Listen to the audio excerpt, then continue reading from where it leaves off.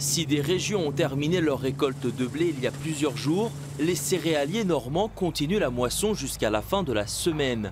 Mais l'opération ne consiste pas seulement à couper le blé, il faut également décharger tous les jours la production. Ça fait 25 tonnes. Bon, parfait. Tu continues? Ouais. Dans cette coopérative, les agriculteurs sont confiants sur la qualité de cette moisson 2018, malgré la sécheresse du mois de juillet. Les qualités sont sans doute un petit peu meilleures que d'habitude. Après, voilà, les quantités sont un peu moindres. Donc, le marché, est-ce que le marché compensera? Pour l'instant, le marché a l'air de bien remonter en termes de céréales. Donc, je pense que ça compensera les 10-15% de rendement en moins en céréales, quoi. Pour avoir la réponse, direction le premier port céréalier d'Europe, Rouen. Ce logisticien fait le lien entre les acheteurs et les agriculteurs.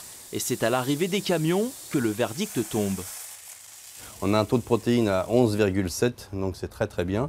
Un point spécifique à 77,5, sachant que le marché exportation demande au minimum 77 kg. Des chiffres qui placent la France dans le haut du panier sur le marché mondial. À la fin de l'été, plus d'1 million de tonnes de blé seront expédiées depuis le site de Rouen. Un chiffre exceptionnel qui s'explique en partie par une qualité moindre chez les pays rivaux autour de la mer Noire.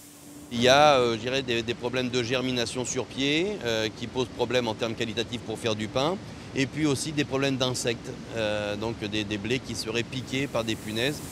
Cette qualité française va se répercuter sur les marchés avec une hausse du prix pour les acheteurs et donc une meilleure rémunération pour nos agriculteurs.